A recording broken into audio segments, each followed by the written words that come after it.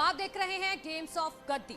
UP चुनाव से पहले एक बार फिर चर्चा में है कैराना। कैराना में डर के पलायन से कर चुके हिंदू घर वापसी कर चुके हैं। इसकी सबसे बड़ी वजह है कैराना का योगी मॉडल, वो मॉडल जिसमें आम जनता को ना कोई डर है और ना ही कोई खौफ। आज सीएम योगी शामली पहुंचे। उन्होंने यहां घर वापसी करने वाले परिवारों से मुलाकात की, उनका दर्द बांटा और उनके साथ खाना भी खाया। उनके साथ स्वतंत्र देव सिंह और मंत्री सुरेश राणा भी मौजूद रहे। इस मौके पर सीएम योगी ने साफ साफ कहा कि अगर किसी ने फिर कैराना को डराने की कोशिश की तो उसकी इस बार खैर नहीं। आप लोग भी अपना शुरू करिए यहाँ पे, ठीक है? हिम्मत से काम लीजिए।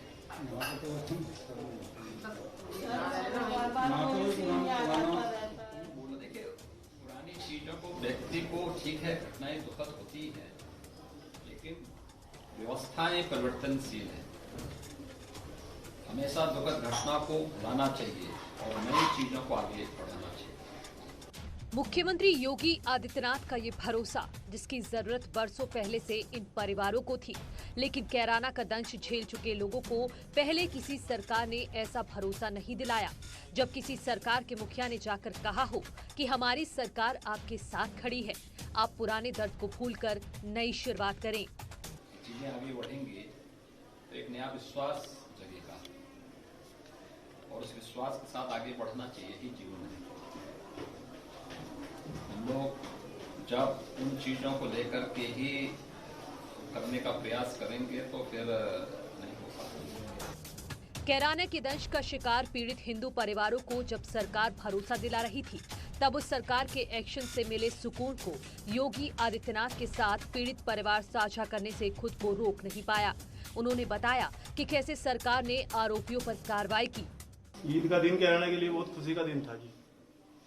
जब ईद पे सुबह 10 बजे टीवी पे पट्टी चली कि मुकीम काला शहर की पेड़ में ढेर हो गया जी। 3 परिवार, 4 परिवार उसी के पीड़ित थे जी, बहुत ज्यादा पीड़ित थे। तो इसीलिए मतलब भगवान से इतनी प्रार्थना करी और आपका धन्यवाद करा जी। सो उसने पाया।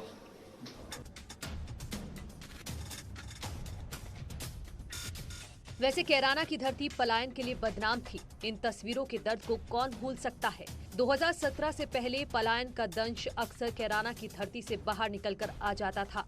इस आतंक का शिकार बहुत से परिवार हुए।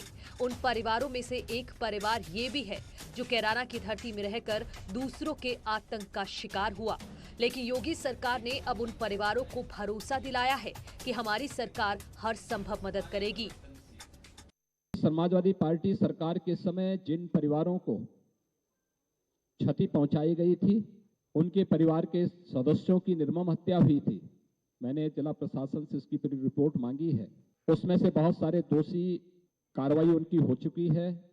सरकार उनको कुछ कंपनसेशन भी देगी, मुआवजा भी देगी, जिससे वे लोग फिर से यहाँ पर अपने व्यवसाय को और अपने अन्य आर्थिक गतिविधियों को बढ़ा सकें और हर व्यक्ति शांतिपूर्ण तरीके से, सौहार्दपूर्ण तरीके से यहाँ पर रह सके।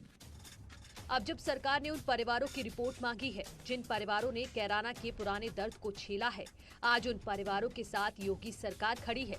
लेकिन समाजवादी सरकार के दौरान मिले दर्द के बहाने समाजवाद को घेरने की पूरी कोशिश की और साथ ही योगी आदित्यनाथ ने चेतावनी दी कि अगर कोई हमारी सरकार में दंगा करने की कोशिश करेगा तो उसके खिलाफ योगी सरकार कड़ा एक्शन लेगी। और हमारी सरकार ने इस बात के लिए यहाँ के हर एक परिवार को आश्वस्त किया है कि सरकार अपराध और अपराधियों के प्रति जिस जीरो टॉलरेंस की नीति के तहत कार्य कर रही थी, वह हमारी रणनीति निरंतर आगे भी चलेगी। और यही आश्वासन देने के लिए आज मैं स्वयं इस कैराना कस्बे में भी आया हूं। बच्चों के अंदर, महिलाओं के अंदर एक विश्वास देखने को मिला है और ये विश्वास अवश्य रंग लाएगा, क्योंकि अब एक कैराना कस्बा आपराधिक गतिविधियों का नहीं बल्कि विकास की प्रक्रिया के साथ तेजी के साथ आगे बढ़ा है। वैसे योगी आदित्यनाथ ने इस मौके पर विरोधियों को चुन चुन कर जवाब देने की कोशिश की और विपक्ष पर जोरदार हमला बोला। तब लोगों को जाति नजर नहीं आ रही थी, जब वहां पर निर्दोष हिंदुओं के घर जलाए जा रहे थे, तब ये जातिवाद की राजनीति करने वाले, तब इनको जाति नजर नहीं आ रही थी। लेकिन भाइयों बहनों, ये धर्म चक्र है। इसी के लिए कहा गया है धर्म चक्र प्रवर्तनाय की बात इसीलिए कही गई है। ये चक्र तो धर्म का घूमता है। ये चक्र ऐसा मोदी जी ने घुमा दिया है, जो लोग कल तक मंदिर जाने में संकोच करते थे, आज उनका टीका इतना बड़ा लगता है, तिलक इतना बड़ा लगाते हैं कि जैसे यही सबसे बड़े हिंदू हैं। उन्होंने याद दिलाया कि कैसे 2017 से पहले कैराना कुछ लोगों के आतंक से परेशान था, लेकिन तब की सरकारों ने उनको संरक्षण देने का काम किया। लेकिन हमारी सरकार ने दंगाइयों और माफियाओं पर कड़ा एक्शन लिया, और अगर किसी ने आगे कोई ऐसी गलती की तो उनके खिलाफ योगी सरकार एक्शन लेने से पीछे नहीं हटेगी। जो सिर उठा करके सड़कों पर चल सके, धमकी की बात तो दूर, वो सड़कों पर चल सके। और अगर किसी ने दुस्साहस किया, किसी व्यापारी और निर्दोष नागरिक पर गोली मारने का दुस्साहस किया, तो वह गोली उस व्यापारी और उस नागरिक पर तो नहीं लगी, लेकिन उल्टी उसकी छाती को ही बेचते हुए उसको दूसरे लोग की यात्रा को भी भेज दिया गया। इस मौके पर योगी आदित्यनाथ सरकार ने अपने कार्यकाल के विकास कार्यों को गिनाने का काम किया। उन्होंने बताया कि हमारी सरकार में नई इकाइयां लग रही हैं, विकास को रफ्तार देने का काम चल रहा है।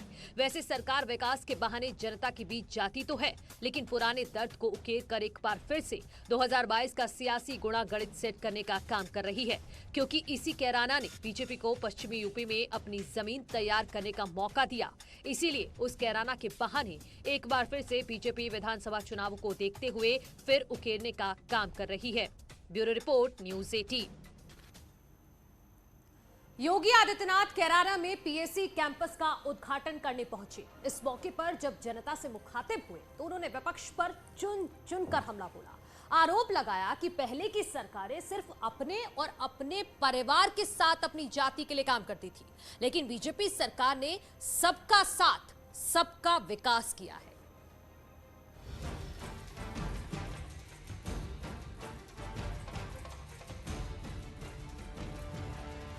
कैराना की धरती में जहां योगी आदित्यनाथ का मंच सजा था, वहां एक तरफ जनता बैठी थी तो दूसरी तरफ सरकार। सबको इंतजार था कि सरकार जब उनके द्वार पर आई है तो उनके लिए कौन से विकास की सौगात लाई है। इस दौरान योगी आदित्यनाथ सरकार ने 426 करोड़ रुपए की 114 परियोजनाओं का शिलान्यास और लोकार्पण किया। साथ ही डेमो चेक, पोषण किट, आवास की चाबी और स्वीकृति पत्र भी लाभार्थियों को भेंट किए। लेकिन जब योगी आदित्यनाथ ने मंच से माइक संभाला तो सबसे पहले उन्होंने कैराना के पलायन और मुजफ्फरनगर के दंगों के बहाने विपक्ष को घेरने की कोशिश की। ये हमारे लिए